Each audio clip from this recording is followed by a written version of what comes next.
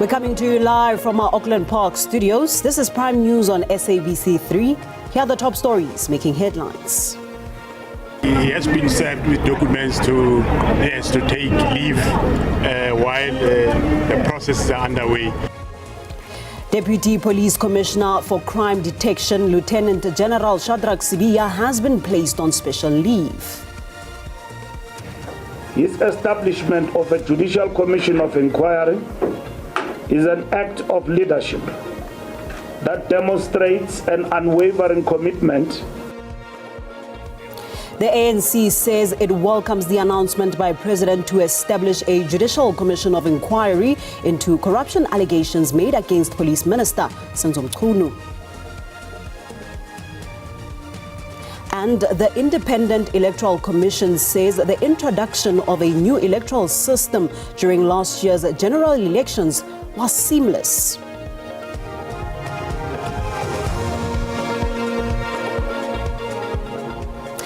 It has just gone 8 o'clock. A very good evening to you. Thank you so much for joining us as we bring you up to speed with the latest happening in and around your world. I am Paulette. Now, let's start first with this leading story.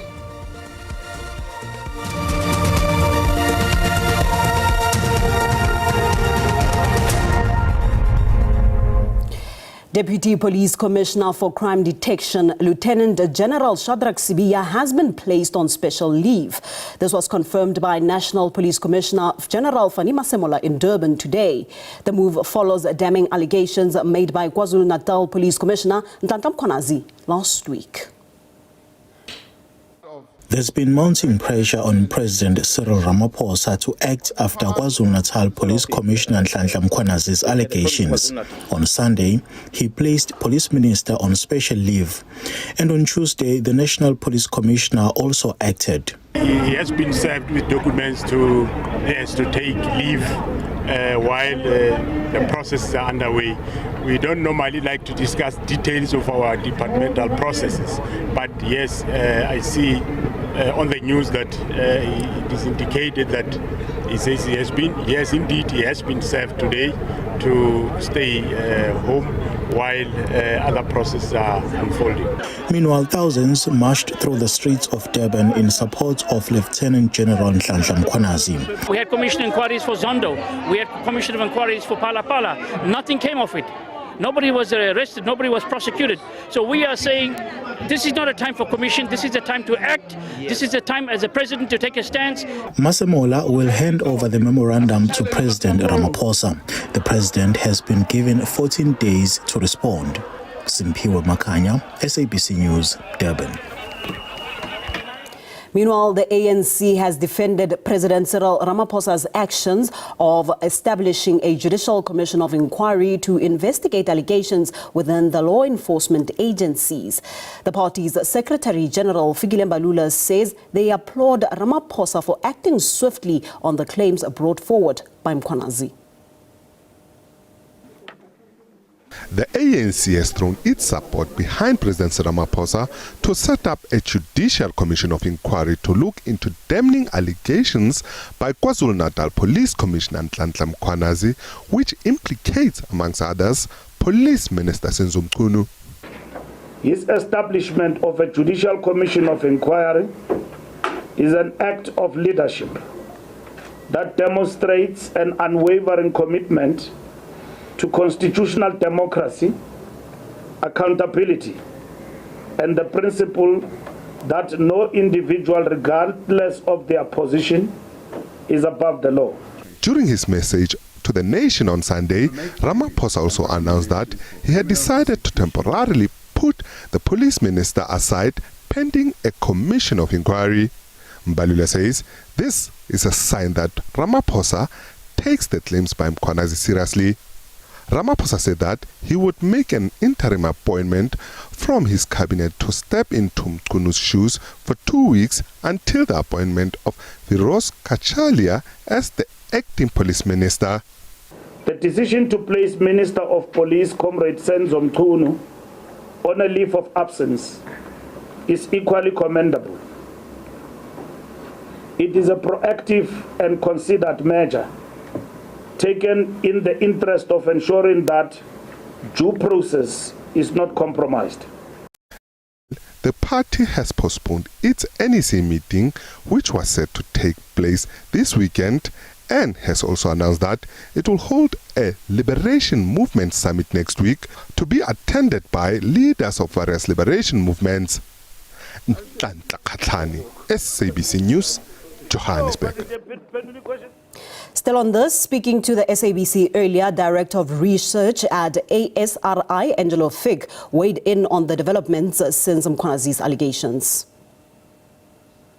I think there are some questions that we have to have around the phrasing that we're hearing coming from both the President as well as the National Police Commissioner on the status of, one, changes in cabinet, and two, what is happening to the Deputy Commissioner. The Democratic Alliance has already indicated that they have concerns that this is a leave of absence and not a clearly indicated disciplinary process. And so I think we're in a space where these are very serious allegations, and not just against the individuals concerned, but allegations that call into question functioning of the state at some of the most crucial levels in a country where all 62 plus million of us have been complaining about the levels of criminality, the levels of non-safety in our communities, and the concerns around corruption of state institutions and processes. It then raises questions, Angelo, about the understanding, perhaps by the President or his team, of A, the need to communicate clearly on these issues, or just what the technicalities would entail to have sort of put together this workaround while Mkhunu takes this leave of absence to bring in Professor Kachalia. Because if there are still grey areas regarding whether due process was followed or whether the process in its entirety so far has been a legitimate one, it could present a problem with the likes of the MKP already threatening to go to court. 8 days had passed between the allegations on that Sunday and the President's announcement yesterday. There are rumours flying around that he approached Professor Kachalia an hour before the announcement. My question is, surely in those 8 days, the internal party mechanisms will have been consulted and dealt with. The President had ample time to consult as President of the ANC with the NEC or the NWC and his top 6 officials about how to proceed with a senior member of the ANC under these allegations. As for how government T's need to be crossed and I's need to be dotted, the question that one has is for people inside the union buildings who drafted some of these statements, whether they were careful enough with the phrasing to make sure that there wouldn't be these kinds of maneuvers and questions that we see from opposition parties and even from partners inside the coalition government.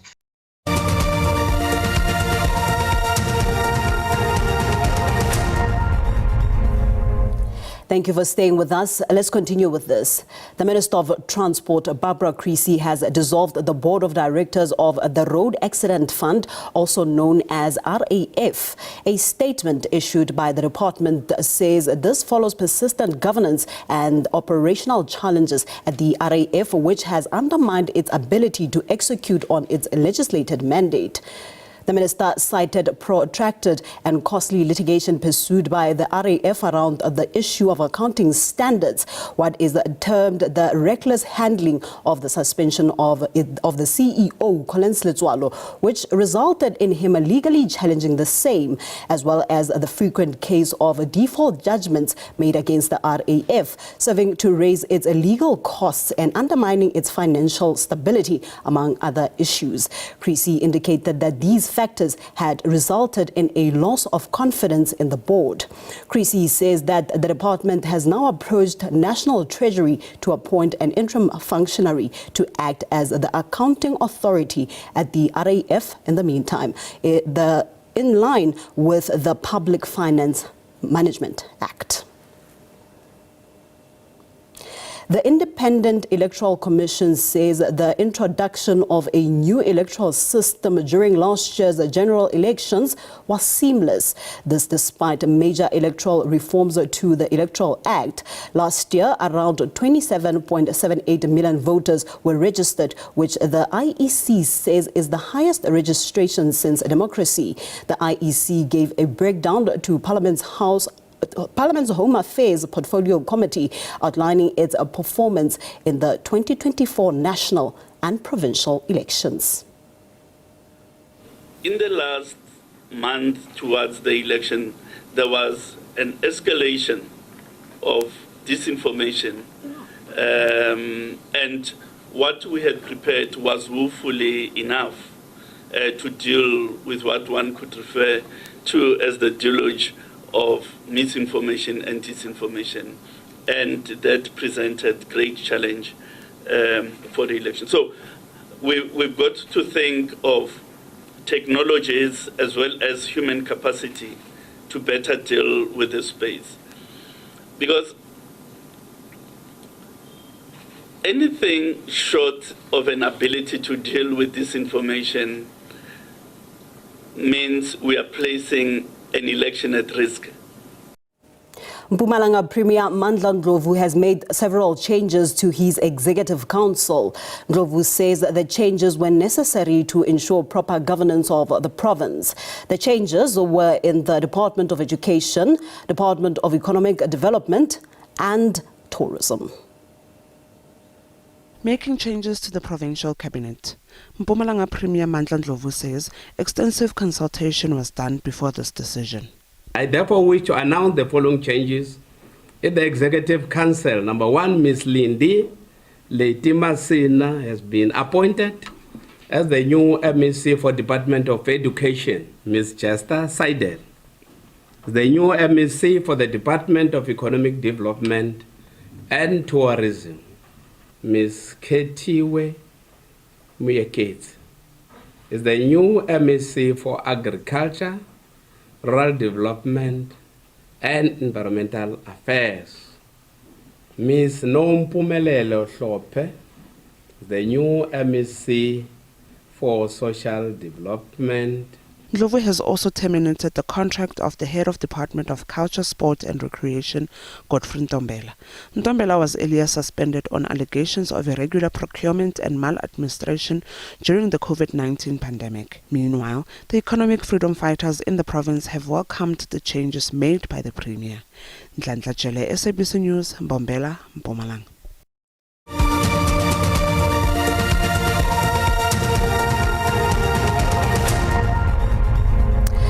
Welcome back. Let's shift our focus to this now. The family of slain cop Francis Arasuche says her killer does not deserve their forgiveness because he has shown no remorse. Arasuche was murdered in 2004 by her then partner William Nkuna. Her remains were found years later buried at Nkuna's home in Tshwane. Nkuna is being considered for parole after serving 20 years of a life sentence. Frances Rasuche was only 27 years old when she was murdered. Her then partner, William Nkuna, denied any involvement, despite being the last person to be seen with her. Some 20 years later, he opened up to the family of the former police constable. Until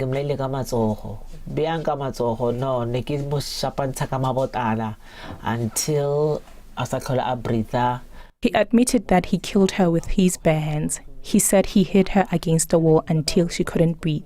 Then he left her in his house. He came back later to find her dead.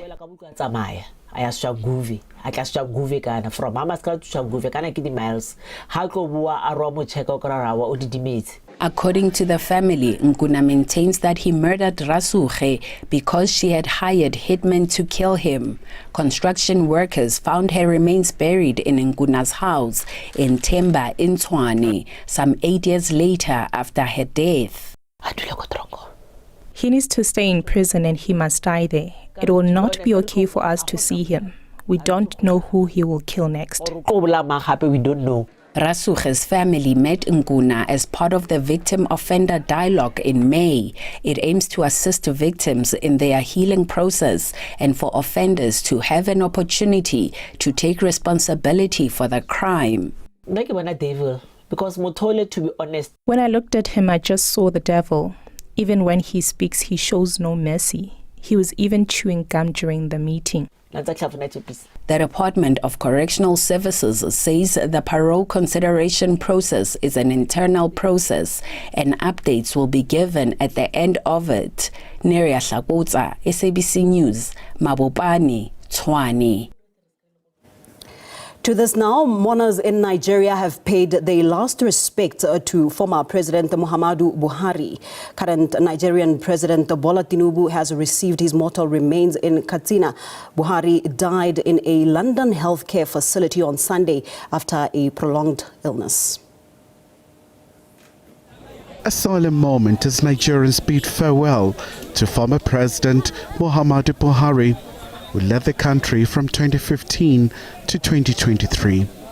He also had a short stint as a military ruler in the 80s, at the height of military coups in Abuja. Mourners converged outside his residence in Daura.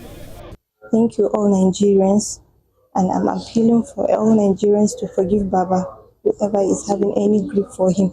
But Buhari's passing was bound to be divisive, like any powerful figure. If he had died about 3 years ago, maybe Osinbajo would have taken over it, and then it would have been a good choice for the country. The expectation people had in mind before his coming into office was dashed. The corruption that people thought he was going to fight with, it was not like that. In fact, people saw more corruption during his tenure than they thought would have happened in any other administration. Buhari took power as Nigeria was reeling from the terror group Boko Haram's kidnapping of nearly 300 schoolgirls from the northeastern town of Chibok. But his backers saw him as Abuja's compass because he had a reputation for fighting corruption and avoided lavish lifestyle often associated with the country's political elites. Khalihle Kumalo, SABC News, Johannesburg. From the crackle of radio in quiet townships to the glare of breaking news on television screens, the South African Broadcasting Corporation has been there through it all. Starting from the days when the news was censored and rebroadcasts were ordered from the highest office in the land to a new era when freedom sometimes felt overwhelming, the SABC has kept pace with the changing South African landscape. Two retired Bloemfontein journalists say its role in telling South Africa's ever-evolving story is one that can't be quite measured.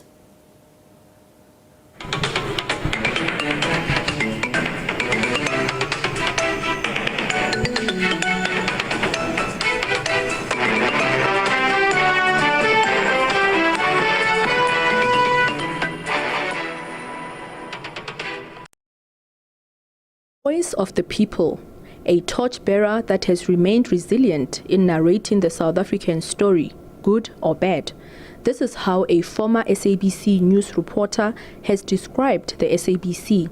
The now retired television journalist Sias de Kok joined the public broadcaster in 1982 and worked in various roles in the news department for over 30 years. From radio reporting to managing the Spanish service on radio and television news anchoring. He also had a stint at the in-depth Afrikaans news program Focus, before ultimately moving to Bloemfontein, where he retired in 2011 as a news reporter. You know, nowadays I don't know if it's still like that, but I presume that the English news service is looked after very closely. Another former SABC reporter and assignment editor says he also witnessed many changes within the organization, the biggest one being that TV news got sharper, more immediate and requires critical thinking. When I started out with reporting, it was in many aspects it was simpler. You know, you had one or two basic questions, and now you have to unpack the stories, and you must explain, because the public out there, they don't know all the complexities of the story. Meanwhile, both have wished the SABC well as it marks 75 years of broadcasting. Kamogelo Siekwi, SABC News, Bloemfontein. Well, with that, let's dash over to the weather desk to see what the weather has in store for us. Stay tuned.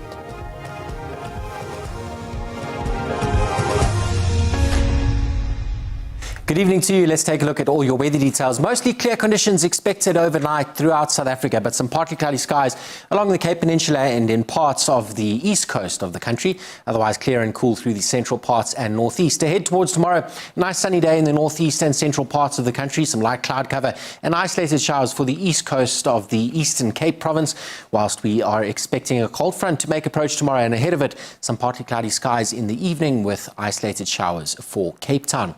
On to some temperatures for this evening. Cape Town dropping to 9 degrees, Gqeberha down to 12. Bloemfontein clear overnight, 2 degrees is the minimum. Johannesburg down to 6, Pretoria 5, warming up tomorrow to a maximum of 22. Both cities expected to be under sunny conditions. Bloemfontein up to 22 tomorrow, Cape Town up to 16 with the arrival of that cold front.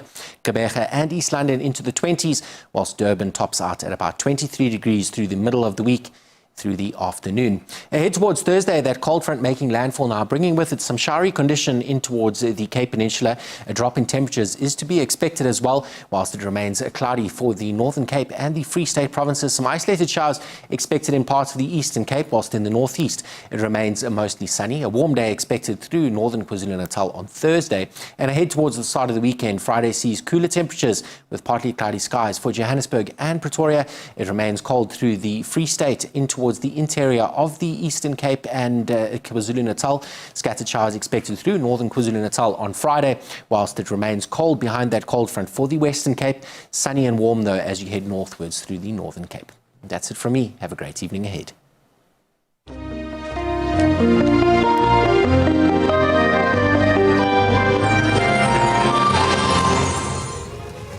That's all we have time for tonight. Much gratitude for joining us. Until next time, it's good night. God bless. Pula.